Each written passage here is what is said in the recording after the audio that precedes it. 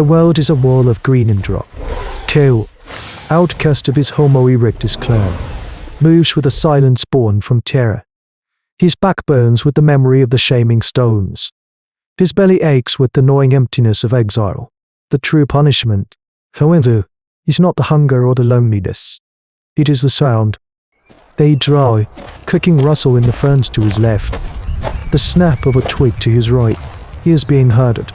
The pack that broke the clan's hunting line, the pack he was blamed for, is now his shadow. They are a promise of a terrible, intimate death. His human ancestors passed down many survival skills, but none for a world where the monsters are not only stronger and faster, but smarter. He freezes, pressing himself into the slick bark of a cycad. Through a gap in the fronds, he sees it a flicker of mottled feather, the twitch of a toe tipped with a sickle claw that carves bone like wet clay. A Utahraptor. It is not the Alpha, the ghost eye who led the charge, but one of its lieutenants. Its head, long and narrow, swivels with unnerving intelligence. Its gaze sweeps the jungle, and Kale feels the cold certainty that it is not just looking, but calculating. This is no mindless beast. This is a mind sharpened against the whetstone of this prehistoric world, a master of its brutal craft. Kale's primitive technology, a sharpened stick and a handful of throwing rocks, is a child's toy against such a predator. Bass sound, deep and resonant, rolls through the humid air, momentarily drowning out the whispers of the hunters. It is the lowing moo of a Parasaurolophus heard grazing in the clearing below. The sound is a constant in this valley, a mournful music that speaks of mindless peace. The raptors pause, their attention drawn by the symphony of potential prey. Kale risks a glance. The herd is magnificent and stupid, a wall of patterned flesh. Their long, hollow cranial crests amplify their calls, each note a specific signal contentment. Alone, a warning of a shadow in the sky. He has listened to them his entire life, the same way one listens to the wind or the river. But now, trapped, the sounds take on a desperate clarity. He watches as unknown. Guttural moan from one of the bulls causes a ripple of movement. The entire herd shifting 10 paces to the east, away from a dark patch of jungle. A moment later, a juvenile raptor, impatient, breaks cover from that very spot and snarls in frustration. The herd saw nothing, but they heard a warning. They responded to a single, specific vibration, an idea, fragile and insane. Sparks in the terror-flooded landscape of Kale's mind. It is the last ember of hope in the cold, wet reality of his doom. Days bleed into a tense rhythm of listening and hiding. The raptor pack does not tire. They are a patient siege engine, testing his perimeter of fear, waiting for the one mistake that will end the story of Kale. But the spark ignited in his mind is now a tiny, guarded flame. He no longer hears the Parasaurolophus heard as mere background noise. He hears a language. He spends the daylight hours perched in the high, treacherous branches of a ginkgo, his eyes tracing the herd's movements, his ears dissecting every nuance of their calls. He catalogues the deep, vibrating hum of contentment, the sharp, questioning honk of a juvenile, and the rolling, bass-heavy alarm that ripples through the collective. This intense study is a new chapter in hominid history, an unseen leap in human evolution. He practices in a whisper, cupping his hands over his mouth. He tries to replicate the sounds, forcing air from his diaphragm, shaping the resonance in his throat. His first attempts are pathetic squawks, earning him nothing but the scornful glance of a passing Archeotophs. The raptors below, ever watchful, tilt their heads. They know he is close. He can feel the weight of their attention. Desperation is a harsh teacher. He closes his eyes, ignoring the gnawing hunger, and focuses only on the sound, on the memory of that bull's call. He feels for the vibration in his own bones, the way it must feel in the dinosaur's massive chest and hollow crest. He tries again, not a squeak of mimicry, but a deep, guttural vibration that feels more ancient than his own blood. It works. Below him, A young female Parasaurolophus stops chewing, her head lifting. She turns her massive body not towards the herd, but towards his tree, and lets out a soft, inquisitive reply. It is not alarm, but acknowledgement, a connection. Kale nearly falls from his branch, a giddy terror seizing him. It is a key, a tool more powerful than any sharpened stone. This is not just mimicry, it is communication. As the sun bleeds across the horizon, painting the Jurassic sky in shades of blood and fire, he descends. The raptors are closing in for the night hunt, their sleek forms ghosting through the twilight. Kale takes a deep, ragged breath and walks towards the wall of reptilian flesh. He emits the low, reassuring rumble, the sound of a safe place. The giant herbivores shift. They do not flee from him. A space opens in their ranks, a corridor of muscle and scale. He slips inside. The stench of fern mulching reptile must go overwhelming him. He is now part of the herd. The pack dynamics of the hunters are thrown into chaos. They dart at the edges of the herd, their sickle claws useless against the crushing weight and lashing tails.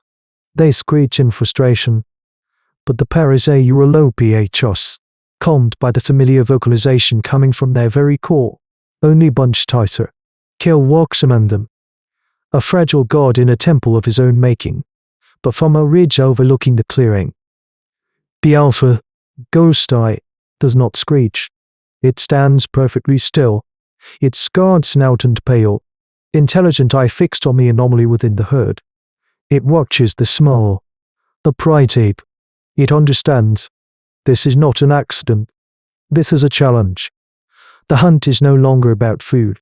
It has become a battle of minds. A primal contest between two forms of intelligence on this violent, ancient earth. The true test comes with the dawn.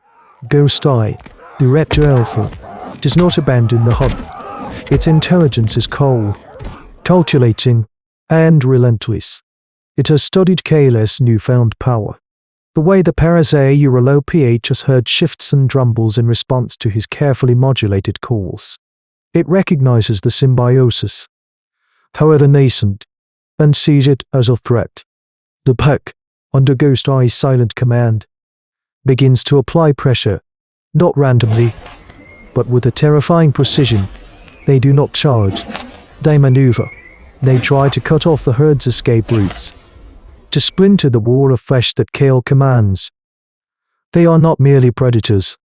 They are tacticians, and their chosen arena is the treacherous, ravine-scarred landscape that separates Kale from his former clan. Kale, hidden amidst the thundering legs and swaying bodies, is a conductor in a symphony of terror. He uses the deep, resonating call of alarm to bunch the herd together, forming an impenetrable phalanx against the raptor's probing attacks. He then uses the softer, migratory hum to slowly, painstakingly, guide the colossal herbivores towards the chasm where his clan lies.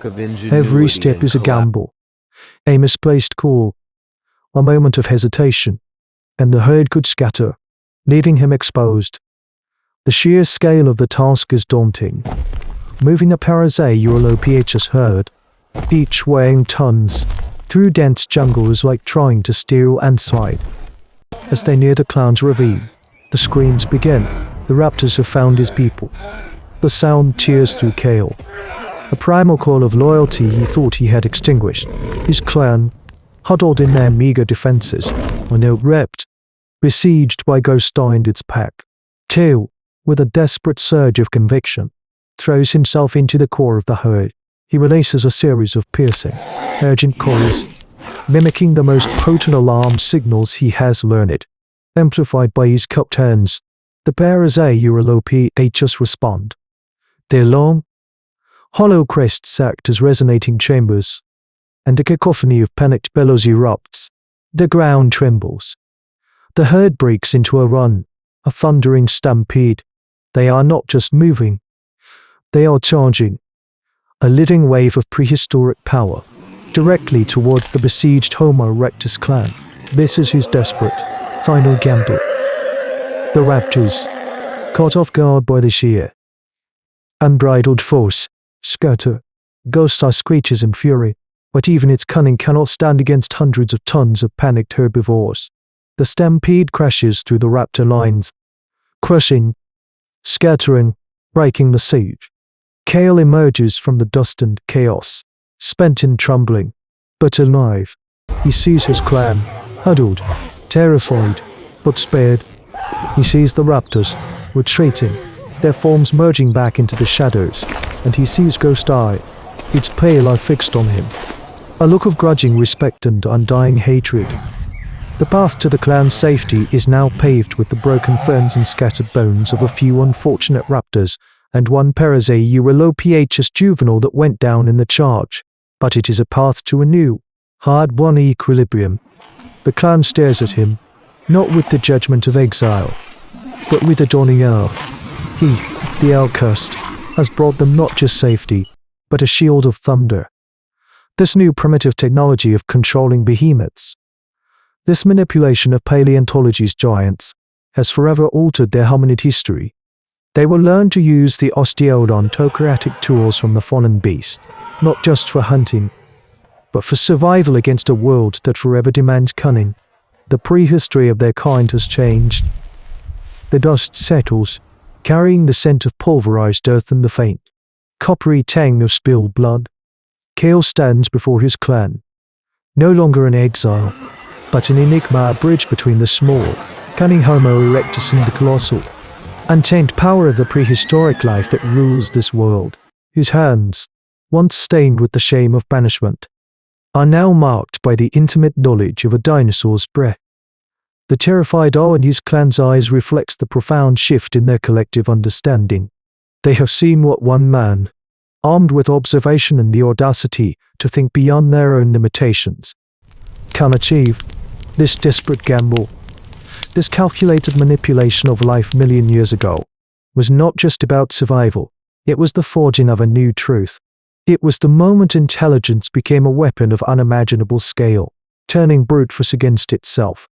These acts of daring, these flickers of ingenuity in a world dominated by titanic beasts, were the crucible where the very essence of human defiance was hammered into being. They were the first whispers of a species refusing to be merely prey, daring to carve its own destiny from the jaws of giants. And the Ghost Eye, lurking in the shadows, remembers. What new challenges will its evolving cunning bring to the fragile reign of the two legs and their thunderous shield?